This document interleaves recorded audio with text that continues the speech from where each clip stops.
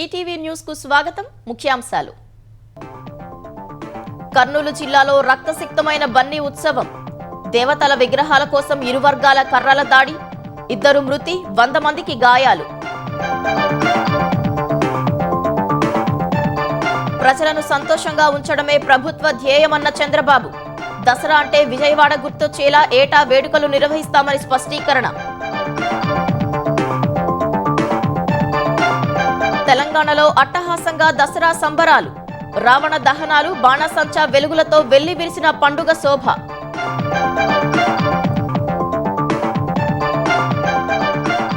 దేశవ్యాప్తంగా ఘనంగా విజయదశమి వేడుకలు. అన్ని చోట్ల దశకంఠుడి దహనాలు, ఆకట్టుకున్న సాంస్కృతిక కార్యక్రమాలు.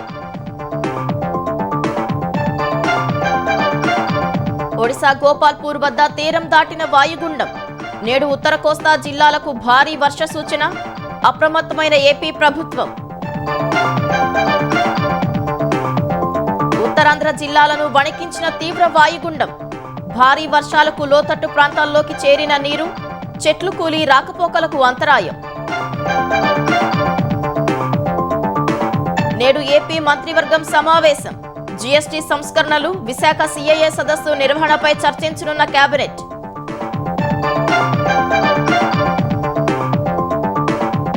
ఉక్రెయిన్కు అమెరికా క్షిపణుల సరఫరాపై పుతిన్ ఆగ్రహం.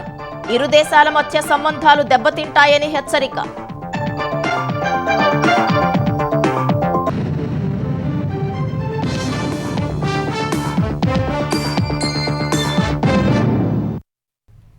కర్నూలు జిల్లాలో ఏటా సంప్రదాయబద్ధంగా నిర్వహించే కర్రల సమరంలో ఈ ఏడాది హింస తప్పలేదు.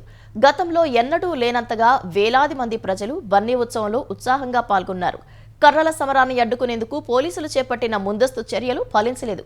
ఉత్సవ విగ్రహాలను కాపాడుకునే క్రమంలో తీవ్రంగా గాయపడి 2 చనిపోయారు. సుమారు 100 మంది గాయపడగా పరిస్థితి విషమంగా ఉన్న 5గురిని ఆదోని ఆసుపత్రికి తరలించారు. కర్నూలు జిల్లా హొళగుంద మండలం దేవరగట్టు ప్రాంతంలో ఏటా దసరా రోజు అర్ధరాత్రి బన్నీ ఉత్సవం జరుగుతుంది. సమీప గ్రామాల ప్రజలు ఉత్సవమూర్తుల్ని దక్కించుకునేందుకు కర్రలతో సమరానికి దిగుతారు. ఈసారి ఈ కర్రల సమరం హింసాత్మకంగా మారింది. దాడుల్లో 2 మృతి చెందారు. 100 మంది వరకు గాయపడ్డారు. వీరిని ఆదోని ప్రభుత్వాసుపత్రికి తరలించారు.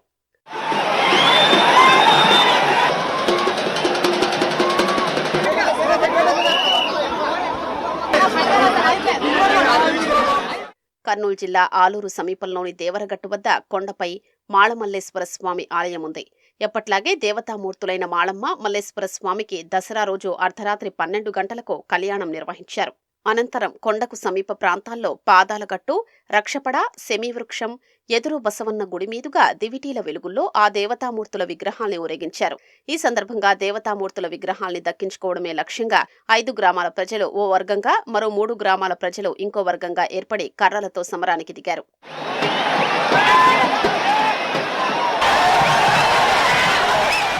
కర్రల సమరంలో ఈసారి ఎప్పట్లాగే హింస చెలరేగింది. తలలు పగిలి 2 చనిపోయారు. 100 మందికి పైగా రక్తమోడారు. వీరిలో 5గురు తీవ్రంగా గాయపడ్డారు. హింస లేకుండా బన్నీ ఉత్సవాన్ని నిర్వహించేందుకు జిల్లా యంత్రాంగం తీసుకున్న చర్యలు ఎలాంటి సత్ఫలితాల్ని ఇవ్వలేదు. హింసను నివారించడానికి 700 మంది పోలీసుల్ని మోహరించినా ఫలితం లేకపోయింది. దేవరగట్టు పరిసర ప్రాంతాల్లో సీసీ కెమెరాలు, డ్రోన్ కెమెరాలతో నిఘాను పటిష్టం చేసినా రక్తం చెందింది.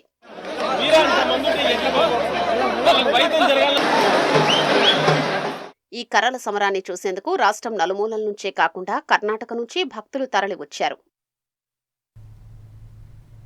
ప్రజలకు ఆనందం పంచే సమాజం నిర్మించడమే ప్రభుత్వ ధ్యేయమని ముఖ్యమంత్రి చంద్రబాబు స్పష్టం చేశారు. అంతర్జాతీయ స్థాయిలో ఇకపై దసరా అంటే విజయవాడ గుర్తుకు వచ్చేలా వేడుకలు నిర్వహిస్తామని తెలిపారు. అమరావతి నిర్మాణాన్ని పరుగులు పెట్టిస్తున్నామన్న సీఎం విజయవాడ నుంచి వేరే ప్రాంతాలకు వెళ్లిన వారంతా 3 ఏళ్లలో తిరిగి వస్తారన్నారు. గొల్లపూడిలో నిర్వహించిన విజయవాడ ఉత్సవ ముగింపు కార్యక్రమంలో ముఖ్యమంత్రి చంద్రబాబు ముఖ్య అతిథిగా పాల్గొన్నారు. ఉత్సవంలో ఏర్పాటు చేసిన వివిధ స్టాళ్లను సీఎం సందర్శించారు. విజయవాడ ఉత్సవ కార్యక్రమం ఎలా పనికొచ్చిందని చిరు వ్యాపారుల్ని అడిగి తెలుసుకున్నారు. సేంద్రియ వ్యవసాయ ఉత్పత్తి స్టాళ్లను పరిశీలించి రైతులతో మాట్లాడారు. ఎక్స్పోలో ఏర్పాటు చేసిన రోబోటిక్ వంటశాలను సందర్శించి ఏఐ సహకారంతో వండిన చిల్లీ పనీర్ వంటకాన్ని రుచి చూసి బాగుందని కితాబిచ్చారు. 1.5 ముందు వరకు రాష్ట్ర ప్రజల ముఖాల్లో ఆనందమే లేదన్న సీఎం ఎక్కడ చూసినా భయం, దాడులు, ఆవేదనే రాజ్యమేలిందని విమర్శించారు. కూటమి సర్కారు వచ్చాక ప్రజల ముఖాల్లోకి సంతోషం వచ్చిందని తెలిపారు. నేను మా ఆడబిడ్డలకు స్త్రీ శక్తి కింద ఉచిత బస్సు ఇచ్చాను. ఎప్పుడూ రానంత మంది ఆడబిడ్డలందరూ వచ్చి దుర్గమ్మ తల్లిని దర్శనం చేసుకుని మొక్కులు తీర్చుకునే పరిస్థితికి వచ్చారు. అది చూసినప్పుడు అనిపిస్తుంది ఒక నిర్ణయం, ఆ నిర్ణయం పెను ప్రభావం చూపించే పరిస్థితికి వచ్చింది.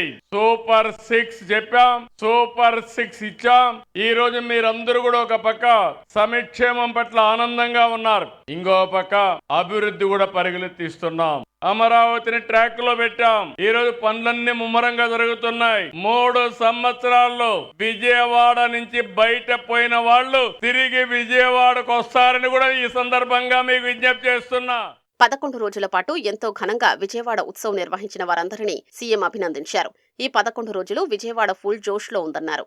ఉమ్మడి కృష్ణా జిల్లా ఎంతో మంది స్వాతంత్ర సమరయోధులు, తెలుగు చిత్ర అగ్రనటులు, దర్శకులు, నిర్మాతల్ని అందించిందని సీఎం తెలిపారు. ఆధునీకరణలో పడి మన కళల్ని మర్చిపోవద్దని సూచించారు. ఈ రోజు విజయవాడ ఉంది. స్వాతంత్ర సమరంలో పోరాడిన యోధులంతా ఇక్కడి నుంచే వచ్చారు. సినిమాలో ఉండే డైరెక్టర్లు మొదలుకొని, ప్రొడ్యూసర్లు మొదలుకొని, కడాన నందమూరి తారక రామారావు గారు, అక్కినే నాగేశ్వరరావు గారు కూడా ఇక్కడి నుంచే వచ్చారు. ఘంటసాల కూడా ఇక్కడి నుంచే వచ్చారు. ఇది ఒక చరిత్ర.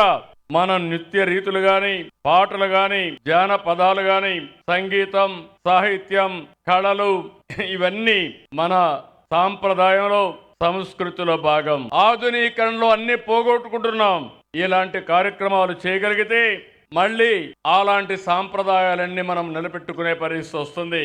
ఒకప్పుడు దసరా ఉత్సవాలంటే కలకత్తా, మైసూర్, భవిష్యత్తులో ప్రపంచం మొత్తం గుర్తుండేది దసరా అంటే విజయవాడ అని చెప్పి నేను మీ అందరికీ తెలియజేస్తున్నా. విజయవాడలో 5 ప్రాంతాల్లో ఉత్సవ్ పేరిట 11 రోజుల పాటు నిర్వహించిన 285 కార్యక్రమాలు విజయవంతమయ్యాయి. గొల్లపూడిలో జరుగుతున్న ఎగ్జిబిషన్ మరో 40 రోజుల పాటు కొనసాగనుండగా మిగిలిన ప్రాంతాల్లోని వేడుకలు ఘనంగా ముగిశాయి. విజయవాడ ఉత్సవంలో చివరి రోజున అద్భుత ఘట్టం ఆవిష్కృతమైంది. తొలిసారి నిర్వహించిన Dasara carnival Guinness book of world records లో చోటు సంపాదించింది. గురువారం సాయంత్రం సీఎం చంద్రబాబు, బ్యాడ్మింటన్ క్రీడాకారిణి పివి సింధు, మంత్రి కొల్లు రవీంద్ర, ఎంపీ కేశినేని శివనాథ్, బీజేపీ రాష్ట్ర అధ్యక్షుడు మాధవ్ జెండా ఊపి ప్రారంభించిన కార్నివాల్ ఇందిరాగాంధీ మున్సిపల్ స్టేడియం నుంచి బెంచ్ సర్కిల్ వరకు కోలాహలంగా సాగింది. 3,000 మంది కళాకారులు ఈ కార్నివాల్లో పాల్గొన్నారు. అద్భుతమైన సాంస్కృతిక ప్రదర్శనలతో ప్రజలను మంత్రముగ్ధులను చేశారు. అత్యధిక మంది డప్పు కళాకారులు పాల్గొన్న వేడుకగా గిన్నిస్ బుక్ రికార్డులోకి ఎక్కింది. రికార్డు ప్రశంసా పత్రాన్ని గిన్నిస్ బుక్ నిర్వాహకులు ముఖ్యమంత్రి చంద్రబాబుకు అందజేశారు. కార్నివాల్లో ప్రధాన ఆకర్షణగా ప్రత్యేకంగా రూపొందించిన రథంపై అమ్మవారి ఊరేగింపు జరిగింది. మంగళ వాయిద్యాలు, బృందాల నృత్యాలు, సంప్రదాయ వేషధారణలు, సాంస్కృతిక విన్యాసాలు ఈ ఊరేగింపునకు ప్రత్యేక కాంతి నింపాయి. ఇది విజయవాడ దసరా మహోత్సవాలకు మరింత గౌరవాన్ని తీసుకొచ్చింది. తెలంగాణ వ్యాప్తంగా దసరా సంబరాలు అంబరాన్నంటాయి. ఆయుధ పూజలు, రావణ దహనాలు, బాణాసంచా వెలుగులతో పండుగ శోభ వెల్లివిరిసింది. సెమీ పూజల అనంతరం జమ్మి ఆకులు పంచుకుంటూ అలాయిబాలై ఆలింగనాలిచ్చుకున్నారు. విద్యుత్ దీప దగదగల్లో అమ్మవారి శోభాయాత్రలు కన్నుల పండువగా సాగాయి. తెలంగాణ వ్యాప్తంగా దసరా వేడుకలు ఘనంగా సాగాయి. ఉమ్మడి వరంగల్ జిల్లా వ్యాప్తంగా రావణవధ వేడుకల్ని ఉత్సాహంగా సాగాయి. కరీమాబాద్ రంగలీలా మైదానంలోని రావణవధ వేడుకల్లో మంత్రి కొండా సురేఖ పాల్గొన్నారు. సాంస్కృతిక కార్యక్రమాలు, బాణసంచా పేలుళ్లు ప్రత్యేక ఆకర్షణగా నిలిచాయి. నర్సంపేట అంగడి మైదానంలో ఏర్పాటు చేసిన జమ్మి చెట్టుకు ఆయుధ పూజ నిర్వహించిన అనంతరం చిన్న పెద్ద జమ్మి తీసుకున్నారు. అక్కడ జరిగిన రావణాసుర వధ కార్యక్రమానికి ప్రజలు భారీగా తరలివచ్చారు.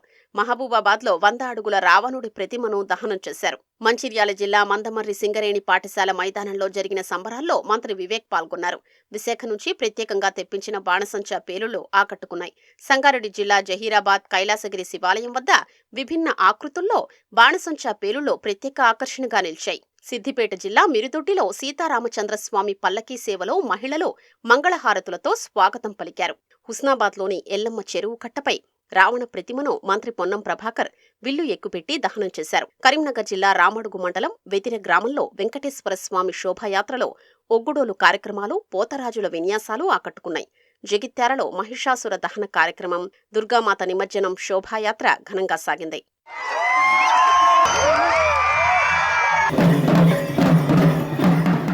భద్రాచలం రాములోరి ఆలయంలో దసరా వేడుకలు ఘనంగా జరిగాయి. ఉదయం ఆయుధ పూజ నిర్వహించగా సాయంత్రం సీతా లక్ష్మణ సమేత శ్రీరామచంద్ర స్వామిని సకల రాజలాంఛనాల మధ్య దసరా మండపం వద్దకు తీసుకెళ్లి వేడుకలు జరిపారు.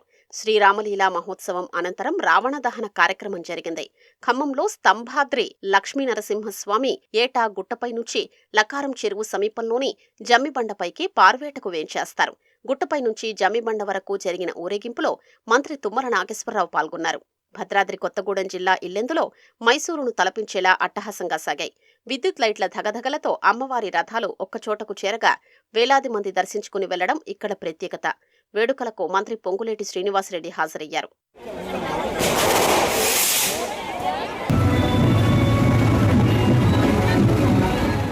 మహబూబ్నగర్ జిల్లా కేంద్రంలో దసరా ఉత్సవ కమిటీ ఆధ్వర్యంలో జరిగిన వేడుకల్లో ఎమ్మెల్యే ఎన్ఎం శ్రీనివాసరెడ్డితో పాటు బీజేపీ జాతీయ ఉపాధ్యక్షురాలు డీకే అరుణ పాల్గొన్నారు. ప్రజల కేరింతల మధ్య రావణ దహనం జరగ్గా టపాసుల పేరులు ఆకట్టుకున్నాయి. జడ్చర్లలోని డాక్టర్ బిఆర్ అంబేద్కర్ డిగ్రీ కళాశాల మైదానంలో జమ్మిపూజ, రావణ దహనం ఘనంగా జరిగింది.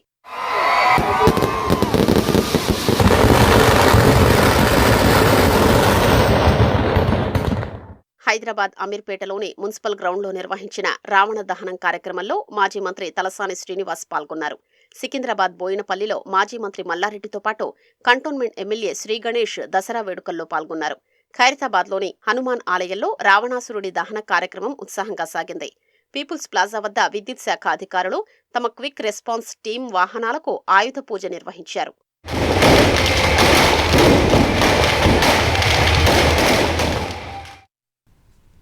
హైదరాబాద్లోని నాంపల్లి ఎగ్జిబిషన్ మైదానంలో నేడు మాజీ గవర్నర్ బండారు దత్తాత్రేయ కుమార్తె విజయలక్ష్మి ఆధ్వర్యంలో అలాయ్బాలే కార్యక్రమం నిర్వహిస్తున్నారు. పలు రాష్ట్రాల ముఖ్యమంత్రులు, గవర్నర్లు, కేంద్ర మంత్రులు, వివిధ రాజకీయ పార్టీల నాయకులను అలాయ్బాలే సమ్మేళనానికి ఆహ్వానించారు. తెలంగాణ ఉద్యమ సమయంలో రాజకీయ నాయకుల మధ్య ఐక్యత, తెలంగాణ సంస్కృతి, సంప్రదాయాలు, ఆహారపు అలవాట్లను ప్రపంచానికి చాటి చెప్పేలా బండారు దత్తాత్రేయ అలాయ్బాలే సమ్మేళనాన్ని ప్రారంభించారు. పుష్కరన్నర కాలంగా ప్రతి ఏటా దసరా మరుసటి రోజు అలాయ్బాలే సమ్మేళనాన్ని అట్టహాసంగా నిర్వహిస్తున్నారు. తెలంగాణ సంస్కృతి, సంప్రదాయాలు, వంటకాలు అలాయ్బాలేలో ప్రత్యేక ఆకర్షణగా నిలవనున్నాయి. దేశవ్యాప్తంగా దసరా ఉత్సవాలు ఘనంగా జరిగాయి. విజయదశమిలో కీలక ఘట్టమైన రావణ దహన కార్యక్రమాలు అట్టహాసంగా నిర్వహించారు. దశకంఠుడి దహన కార్యక్రమాల్లో పలువురు ప్రముఖులు, అధికారులతో పాటు పెద్ద ఎత్తున ప్రజలు పాల్గొన్నారు. దసరా ఉత్సవాల్లో భాగంగా దేశవ్యాప్తంగా రావణ దహన కార్యక్రమాలు అట్టహాసంగా జరిగాయి.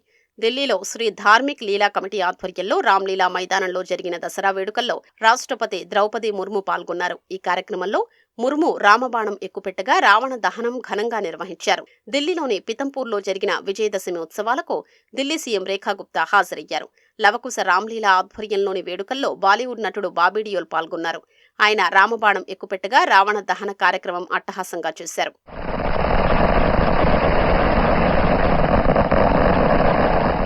హిమాచల్ ప్రదేశ్ కుల్లూలో వేలాది మందితో రథయాత్రను నిర్వహించారు. సిమ్లాలో జరిగిన వేడుకలకు హాజరైన ఆ రాష్ట్ర సీఎం సుఖ్వీందర్ సింగ్ సుఖు రావణ దహన కార్యక్రమాన్ని వీక్షించారు. ఉత్తరప్రదేశ్లోని గోరఖ్పూర్లో జరిగిన విజయదశమి ఉత్సవాల్లో సీఎం యోగి ఆదిత్యనాథ్ పాల్గొన్నారు. వారణాసి, ప్రయాగ్రాజ్లో నిర్వహించిన రావణ దహన కార్యక్రమాలకు ప్రజలు పెద్ద ఎత్తున హాజరయ్యారు. ఉత్తరాఖండ్లోనూ రావణ దహనాన్ని అట్టహాసంగా నిర్వహించారు. డెహ్రాడూన్లోని వేడుకల్లో పాల్గొన్న సీఎం పుష్కర్ సింగ్ ధామీ రావణ దహన కార్యక్రమాన్ని వీక్షించారు. మధ్యప్రదేశ్లో విజయదశమి వేడుకలు ఘనంగా నిర్వహించారు. భోపాల్లో జరిగిన రావణ దహనానికి ప్రజలు పెద్ద ఎత్తున హాజరయ్యారు. ఇందౌర్లో దసరా ఉత్సవాల్లో సాంస్కృతిక కార్యక్రమాలు ఆకట్టుకున్నాయి. వేడుకలకు భారీగా హాజరైన ప్రజలు రావణ దహన కార్యక్రమాన్ని వీక్షించారు.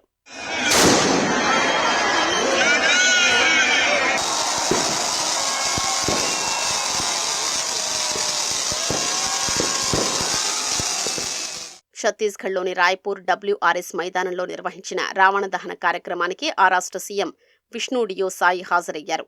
ఈ ఉత్సవాల్లో దశకంఠుణ్ణి పటాసులతో తగలబెట్టగా ఆ కార్యక్రమాన్ని ప్రజలతో పాటు సీఎం వీక్షించారు. పంజాబ్లోని లుధియానాలో జరిగిన దసరా వేడుకల్లో పటాసులతో రావణుడి బొమ్మను తగులబెట్టారు. అమృత్సర్లోని ఉత్సవాల్లో సీతారామ లక్ష్మణుల వేషధారణలు ప్రత్యేక ఆకర్షణగా నిలిచాయి. జలంధర్లోని జరిగిన ఉత్సవాల్లో రావణ దహనాన్ని ఘనంగా నిర్వహించారు.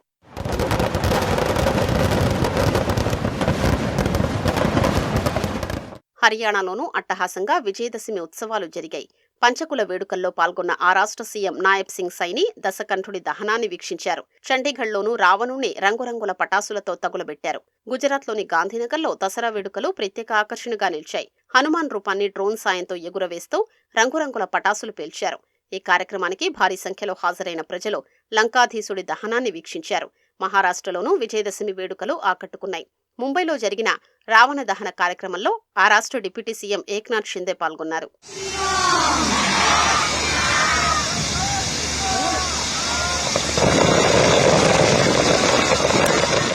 జమ్మూ కశ్మీర్లోనూ రావణుడి దహనాన్ని ఘనంగా నిర్వహించారు. శ్రీనగర్లో జరిగిన రావణ దహనంలో సైనికులతో పాటు ప్రజలు పెద్ద ఎత్తున పాల్గొన్నారు. ఉదంపూర్లోని దసరా వేడుకల్లోనూ పటాసులతో రావణుణ్ణి దహనం చేశారు.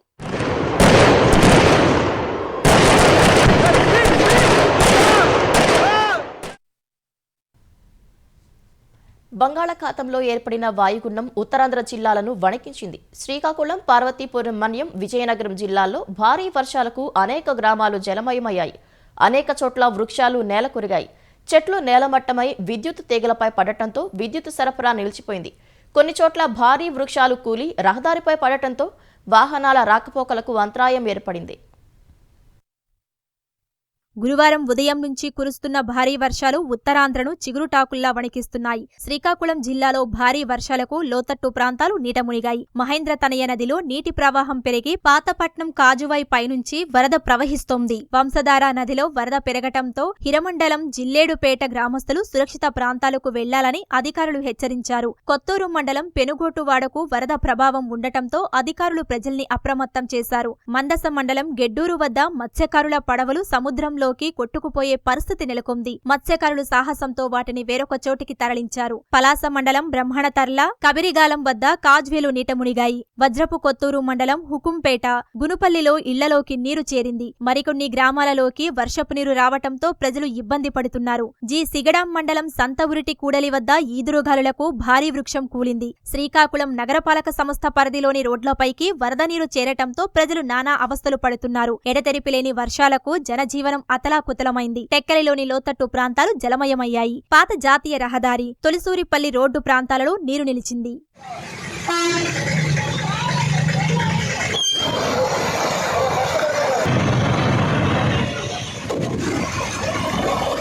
విజయనగరం జిల్లాలోనూ భారీ వర్షాలు కురుస్తున్నాయి. రాజాంలో ఈదురుగాలులతో కూడిన వర్షం కురిసింది. పాలకొండ రోడ్డులోని గురువాం, శ్రీకాకుళం, సంతవురిటి వద్ద రహదారులపై భారీ వృక్షాలు నేల కొరగడంతో రాకపోకలకు తీవ్ర అంతరాయం వాటిల్లింది. పలుచోట్ల కరెంటు స్తంభాలు విరిగి పడిపోవటంతో విద్యుత్ సరఫరా నిలిచిపోయింది. ఎడతెరిపి లేకుండా కురుస్తున్న వర్షాలకు సంతకవిటి మండలం రంగారాయపురం ఆనకట్ట వద్ద నాగావళి ఉధృతంగా ప్రవహిస్తోంది.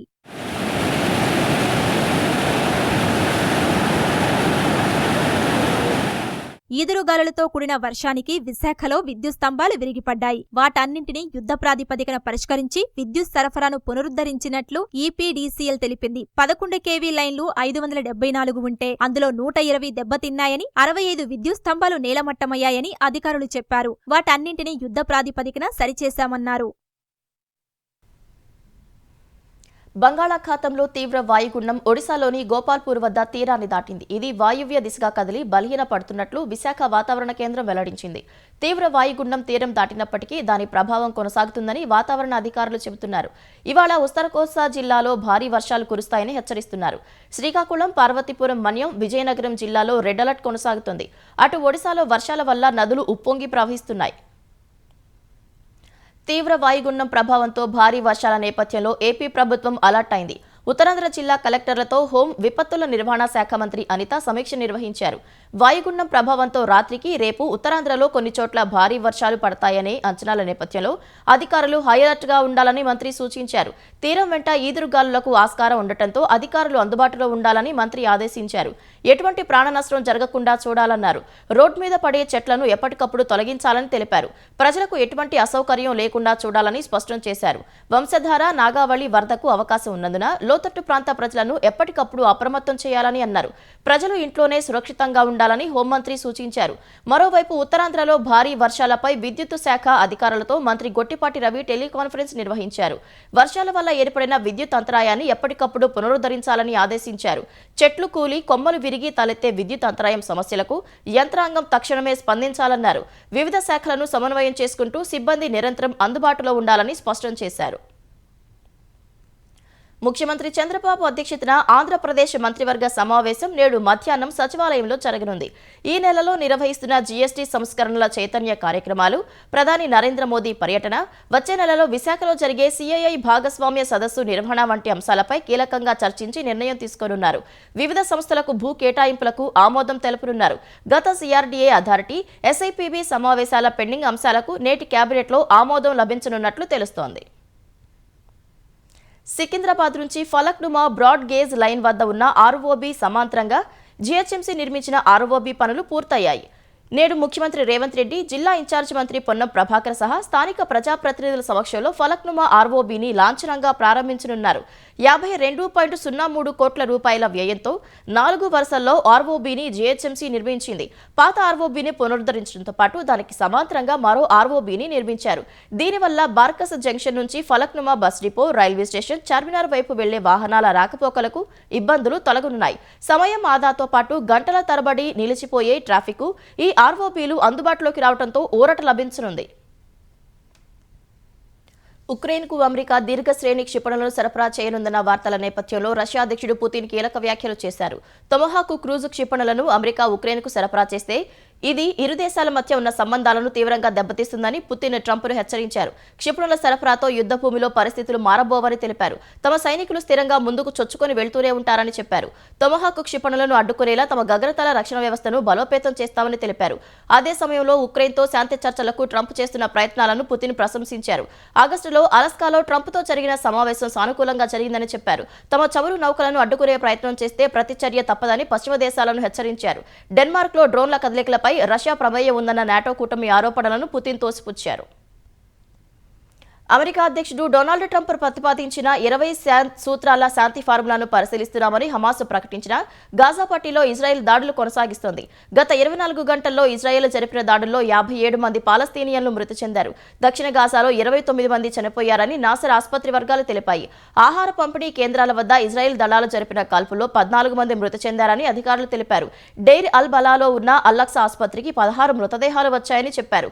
అటు గాజాకు మానవతా సాయాన్ని చేర్చేందుకు వచ్చిన 40 చిన్నపాటి నౌకలను ఇజ్రాయెల్ దళాలు అడ్డుకున్నాయి. అందులో ఐరోపాకు చెందిన చట్టసభ సభ్యులతో పాటు గ్రెటా థన్బర్గ్ సహా పలువురు ఉద్యమకారులు ఉన్నాయని అంతర్జాతీయ మీడియా పేర్కొంది. పాకిస్తాన్ నిఘా సంస్థ ఐఎస్ఐకు గూఢచర్యం చేస్తున్నాడన్న ఆరోపణలపై యూట్యూబర్ వసీం అక్రమ్ను హర్యానా పోలీసులు అదుపులోకి తీసుకున్నారు. పల్వాల్ జిల్లాలోని కోట్ గ్రామానికి చెందిన నిందితుడు గత 3 ఏళ్లుగా పాకిస్తాన్ ఏజెంట్లతో టచ్లో ఉన్నాడని అధికారులు తెలిపారు. వారికి సిమ్ కార్డులు కూడా సమకూర్చాడని చెప్పారు. వసీం అక్రమ్ వాట్సాప్లో పోలీసులు అనుమానాస్పద చాటింగ్లను గుర్తించారు. వాటిలో కొన్నింటిని డిలీట్ చేసినట్లు కనుగొన్నారు. తొలగించిన చాటింగ్ల పునరుద్ధరణకు సైబర్ సెల్ పోలీసులు ప్రయత్నిస్తున్నారని తెలిసింది. పాక్ గూఢచర్యం చేస్తున్నాడని గత వారం పల్వాల్ జిల్లా పోలీసులు తౌఫిక్ అనే వ్యక్తిని అరెస్ట్ చేశారు. అతడు ఇచ్చిన సమాచారం మేరకు తాజాగా వసీం అక్రమ్ను అదుపులోకి తీసుకున్నారు. ఇంటర్నెట్ కాల్స్ ద్వారా తౌఫిక్, అక్రమ్ పాక్ హైకమిషన్ అధికారులతో పాటు ఐఎస్ఐ ఏజెంట్లతో టచ్లో ఉన్నారని పోలీసులు తెలిపారు. ఈ కేసుకు సంబంధించి రానున్న రోజుల్లో మరిన్ని అరెస్టులు జరిగే అవకాశం ఉందని చెప్పారు.